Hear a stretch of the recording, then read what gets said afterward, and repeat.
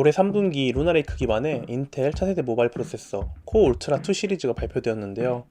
코어 울트라 2세대를 탑재한 다양한 신상 노트북들이 나오고 있습니다. 오늘 리뷰해볼 제품도 새로운 루나레이크 기반의 코어 울트라 7 258V 프로세서가 탑재된 제품인데요. 프로세서는 물론 디자인도 새롭게 리뉴얼된 노트북 ASUS 젠북 S14 모델에 대해서 빠르게 알아보겠습니다. 우선 이 제품에서 눈에 띄는 것은 새롭게 바뀐 디자인인데, 이전에 리뷰한 16인치 모델과 마찬가지로 세라믹과 알루미늄이 혼합된 신소재가 적용되었는데요. 금속의 튼튼한 강성과 함께 세라믹의 장점 중 하나인 스크래치의 강한 부분이 잘 접목되어 전체적인 내구성이 좋아졌습니다. 실제로 손에 느껴지는 촉감도 굉장히 고급스럽고 디자인도 깔끔해서 과거의 ASUS 디자인과는 또 다른 맛이 있습니다. 16인치 모델과 비교해보면 우측에 SD카드 슬롯이 하나 빠집니다. 그래도 HDMI 2.1이나 썬더볼트 4를 지원한 C타입 포트 등 최신 규격은 거의 다 지원해서 확장성에 큰 문제가 있지는 않습니다. 디스플레이는 14인치 16대 CPU의 WQSD 플러스 해상도 OLED 패널을 탑재하였는데요. 전장에서도 상당히 좋은 품질을 보여줬던 OLED 스크린으로 신형 모델에도 수준급 패널이 들어갔습니다. DCI P3 기준 100%의 생명력, 400니트 최대 밝기, 120Hz 고주사율, 색 표현력도 굉장히 정확한 편이고, 그 화면을 덮고 있는 유리 자체도 코닝 고릴라 글래스 MBT로 내구성도 좋습니다. 다만 아쉬운 건 반사 방지 처리가 아주 약간 되어있긴 한데 효과를 볼 정도는 아니라서 그 부분이 아쉽습니다. 키보드는 풀사이즈 미니 배열의 키보드를 탑재하였고 ASUS 제품답게 키감이 상당히 좋은 편이었습니다.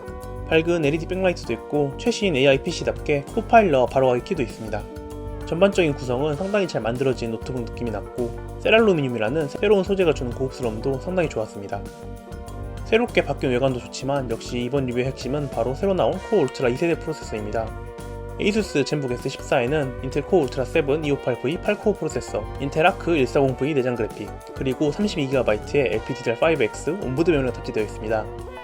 이번에 새롭게 탑재된 코어 울트라 7 258V는 17W 기반의 저전력 프로세서로 이번 루나레이크부터 하이퍼 스레딩을 삭제하면서 4개의 P코어, 4개의 E코어로 총 8코어 8스레드 구성이 되었습니다.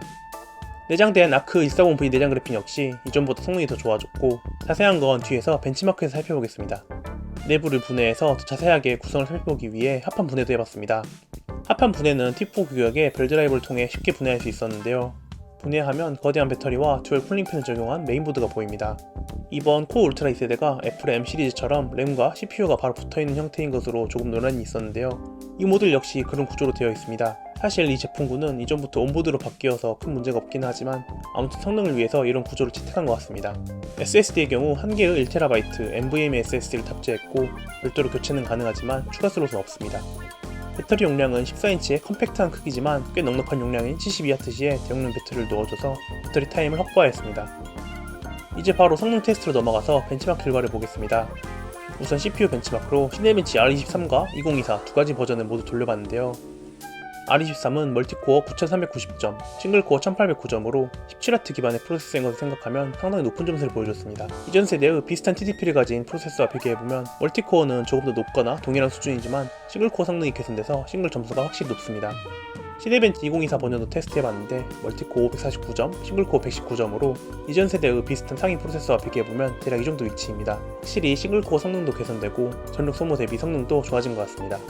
그래픽 벤치마크는 3D마크 3종을 테스트해봤는데 전체 테스트 결과는 다음과 같습니다. 전작의 인텔 아크 내장 그래픽과 비교해봐도 개선된 모습을 볼 수 있고 데스크탑 버전의 GTX 1060 3GB 그래픽과 거의 비슷한 모습입니다. 테스트 간의 외부 발열 측정과 소음도 측정해봤는데요. 대기 상태에서는 프로세서가 위치한 중앙 부분이 살짝 따끈한 느낌이 있었고 홀로드 상태에서도 마찬가지로 프로세서가 있는 중앙 부분이 40도씨 초반 정도의 온도를 보여줬습니다. 소음의 경우 대기 상태에서는 팬이 돌아가지 않기 때문에 주변 소음만 섞여 측정되는 정도였고 홀로드에서도 평균 37dB 정도로 비교적 조용한 편이었습니다. 이제 빠르게 다른 성능 테스트로 넘어가 게이밍 3종 테스트를 해봤습니다. 먼저 저사양 게임인 리그 오브 레전드 테스트인데 3K급 해상도에서 최저, 최고 옵션 모두 평균 190에서 200프레임 이상의 프레임을 보여줬습니다.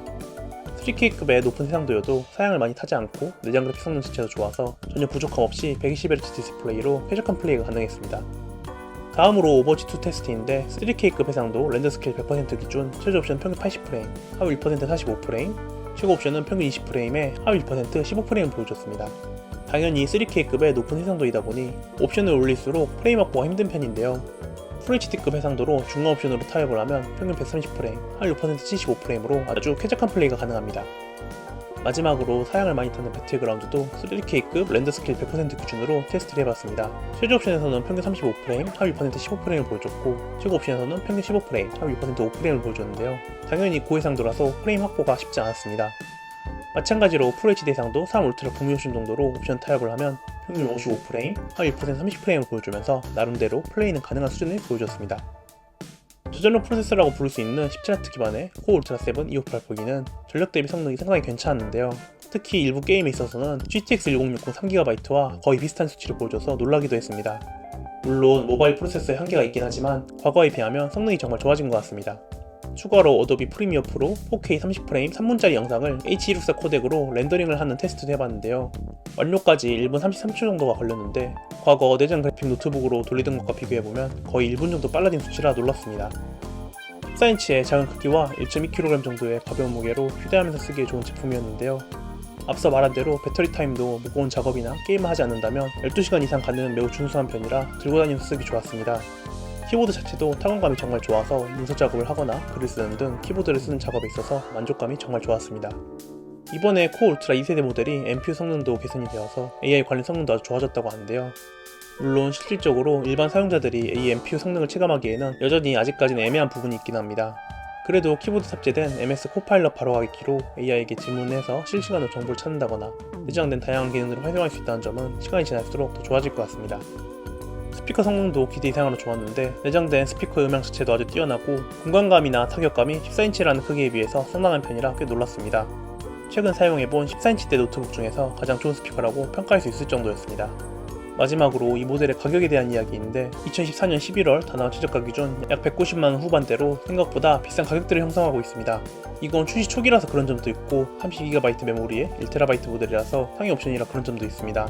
디자인, 성능, 품질 모두 뛰어나고 전작 대비 개선이 많이 되긴 했지만 가격대가 좀 높아서 가격 안정화를 기다려보시는 것도 좋아 보입니다. 일단 절대적인 수치나 평가만 놓고 보면 코어 울트라 2세대 프로세서가 개선점도 크고 노트북 자체의 완성도가 아주 뛰어난 편이라 저는 만족스럽게 사용했습니다. 여기까지 에이수 젠북 S14, UX5406SA, PV253W 노트북 리뷰였습니다. 긴 리뷰 끝까지 봐주셔서 감사하고 전 다음번 다른 리뷰 찾아뵙겠습니다. 감사합니다.